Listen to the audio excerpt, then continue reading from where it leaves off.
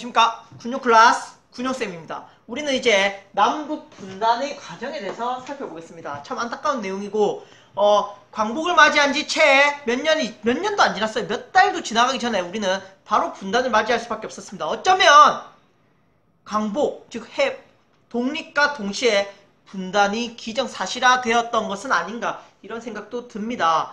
자, 분단이 되는 과정을 볼 때 일단은 가장 먼저 우리가 생각할 것은 38도선의 설정입니다. 38도선이 설정된 이유는 지난 시간에도 제가 살짝 언급한 적이 있습니다.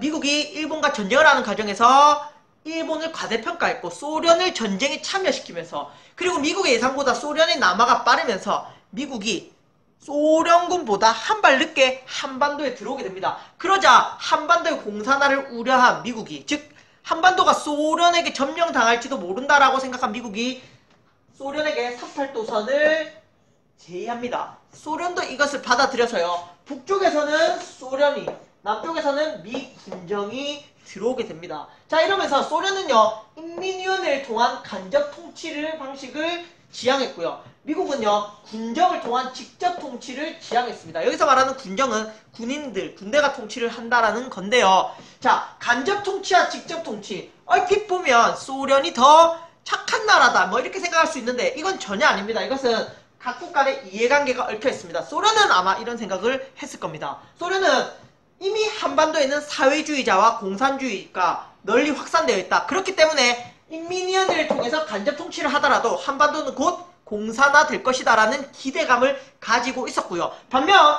미국 또한 한반도의 공산화를 막기 위해서, 이미 한반도에 공산주의가 만연했기 때문에 이것을 막기 위해서는 어쩔 수 없이 철저하게 직접 통치 방식으로 통치를 해야 된다, 이런 각국 간의 이해관계가 있었을 겁니다. 어쨌든 그 의도 속에는 자국의 이익이 반영됐던 거죠. 중요한 건 우리나라의 의도는 없었다라는 겁니다. 우리의 의도와는 다르게 이미 북한에는 소련, 남쪽에는 미 군정 이렇게 들어서면서요, 우리나라는 분단의 움직임이 스물스물 피어오르고 있었다라는 겁니다. 아시겠죠? 이 과정에서 뭐 미국은 우리나라 한반도에 있는 여러가지 그 지도자들까지도 의심을 했다고 해요. 뭐 김구라든지 김규식이라든지 이런 지도자들까지 의심을 하면서 단체를 모두 부인하고, 어쨌든 미 군정 아래 미 군정의 세력 아래 그들을 손아귀에 넣으려고 했죠. 어쨌든 여러가지 이런 혼란스러운 상황 속에서 정당도 난립하고, 그러니까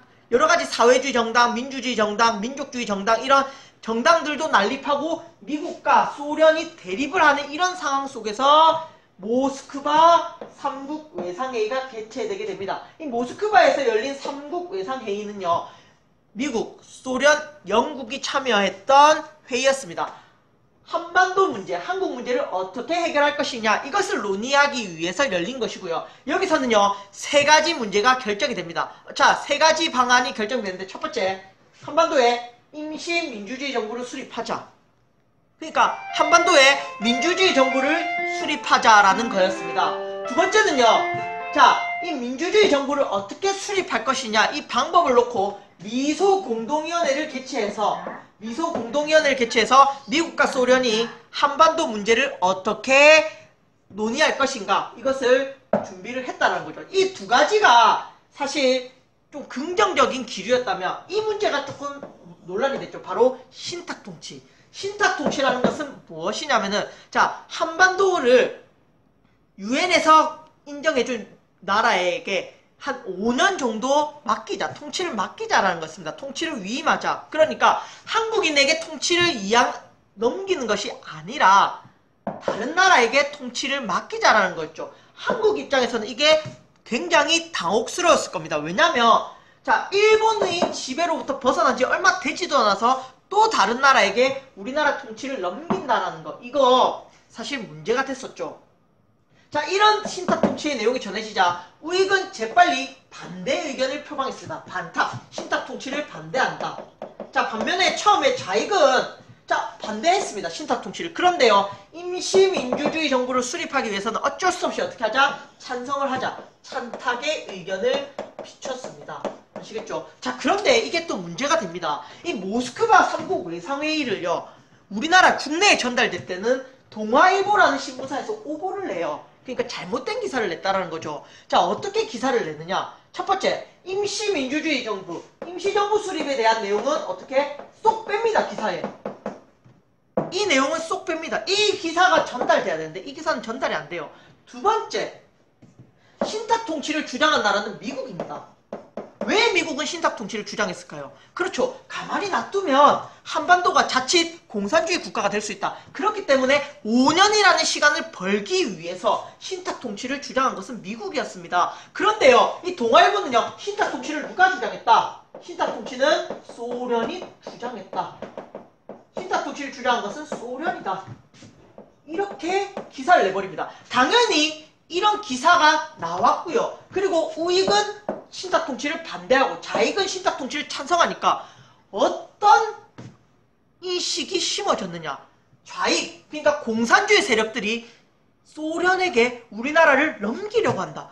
이런 인식을 심어줬다는 거죠. 동아일보가 어떤 의도에서 이런 오보를 냈는지는 모릅니다. 뭐 단순한 실수일 수도 있고 어떤 의도가 들어가 있을 수도 있습니다. 어찌됐든 이 동아일보의 오보는 사실 우리나라의 흐름을 바꾸게 됐습니다. 사실 우리나라의 흐름은 어떤 흐름이었냐면 이때 당시에 민족 대 반민족이 대립을 하고 있었습니다.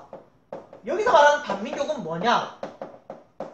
친일파들이었죠. 이들 친일파들, 민족주의자들이 민족을 위해 열심히 싸웠던 민족주의자들이 이런 반민족 행위를 했던 사람들에 대한 반감을 가지고 이들을 처벌해야 된다. 이들을 정계에 참여시키면 안 된다. 이런 입장을 펼치고 있었죠. 그런데요, 상당수 반민족주의자들이 우익들이었습니다. 우익 세력들. 이들이요, 이 동아일보의 오보와 이 신탁 통치를 계기로 해서요, 민족과 반민족이라는 패러다임을요, 신공과 반공이라는 패러다임으로 전환시켜버립니다. 신공과 반공. 그러니까 신공, 공산주의 세력가를 인정하려는 세력가, 공산주의 세력을 반대하는 세력, 그리고요, 이 공산주의 세력을 지지한 세력은 바로 반민족이고 공산주의 세력을 반대한 세력이 민족주의다. 이렇게 패러다임을 전환시켜버리는 거죠. 이해가 갑니까? 그러니까 이 친일파들이 스스로 나는 공산주의를 반대한다. 그렇기 때문에 나는 민족주의자다. 라고 이렇게 패러다임을 전환시켜버린 거죠. 이러면서 지금 이 흐름은 아직까지 우리나라에 남아있습니다. 여전히 우리나라에서 뭐 어떤 주장을 하면 너희 네 공산주의 세력 아니냐라면서 반감을 가지고 그들을 비판하기도 하고요. 이 흐름이 여기서 만들어지는 겁니다. 당연히 좌익이 신탁 통치를 찬성하니까 이들 봐, 민족주의자가 아니잖아. 이들은 반민족주의자야. 이렇게 공산주의를 찬성하면 그들은 민족을 배신하는 반민족주의자야. 그리고 공산주의를 반대하면 민족주의자야. 이렇게 패러다임을 전환시킨 거죠. 사실 공산주의를 반대하더라도 일제 신의를 했던 반민족주의자들이 상당수 포함되어 있었음에도 불구하고 말이죠. 어쨌든 이렇게 민족주의자들, 반민족주의자들이었던 우익 세력 중의 일부 세력들이 어쨌든 이 신탁 통치 반대운동을 통해서 민족주의로 전환하게 된 것은 기정할 수 없는 사실입니다. 뭐 부인할 수 없는 사실입니다. 자, 상황이 이렇게 되자 어쨌든 미국은 어쨌든 이 모스크바 3국 외상회의의 결정에 따라서 모스크바 외상회의 3국 회의의 결정에 따라서 1차 미소 공동위원회를 개최합니다. 그런데요, 이 1차 미소 공동위원회는요, 당연히 성공할 수가 없었습니다. 왜냐면요, 어떻게 참여할 것인가, 누구를 참여시킬 것인가, 임시정부 수립을 위해서 어떤 단체를 참여시킬 것인가,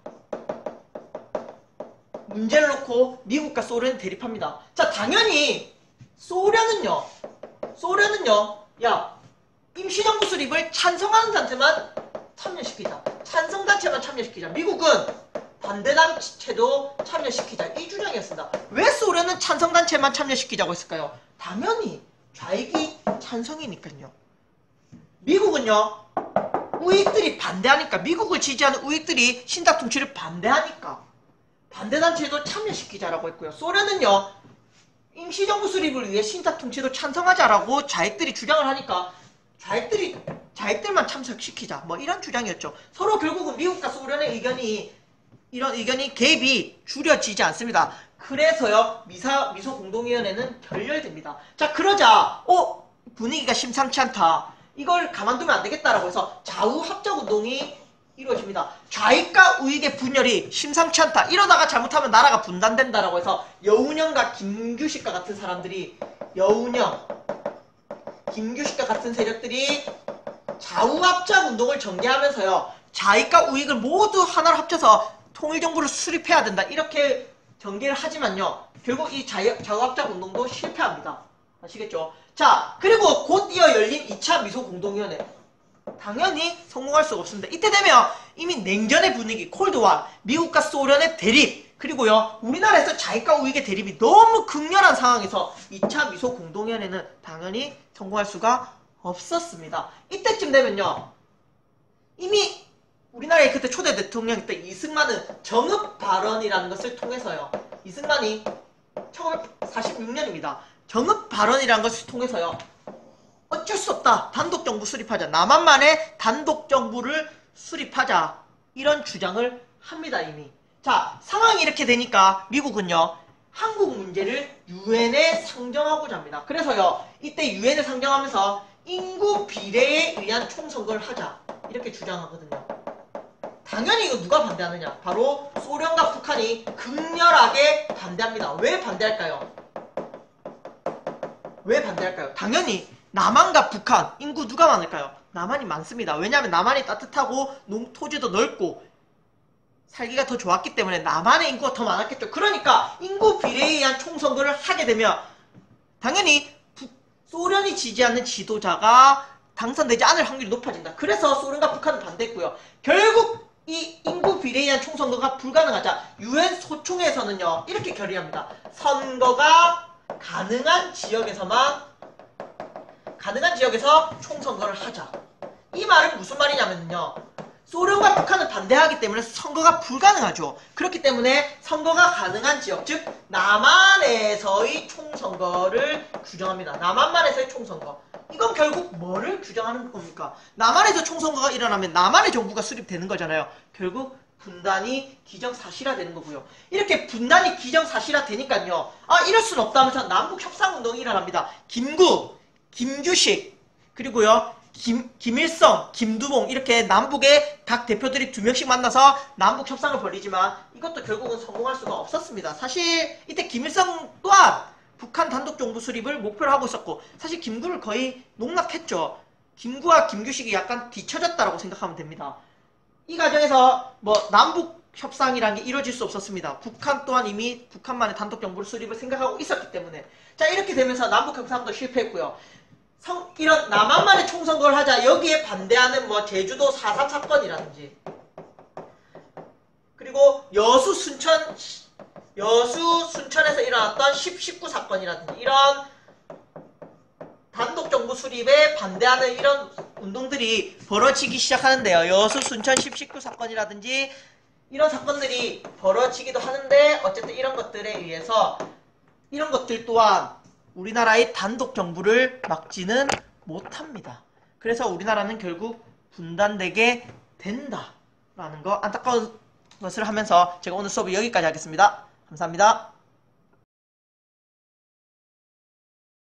다 같이 큰 소리로 따라 읽어봅시다.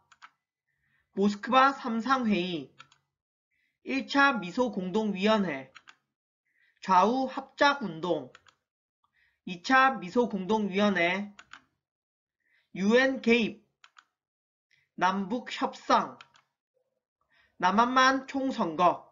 다시 한 번 더 읽어봅시다. 모스크바 3상회의, 1차 미소공동위원회, 좌우 합작운동, 2차 미소공동위원회, UN 개입, 남북협상, 남한만 총선거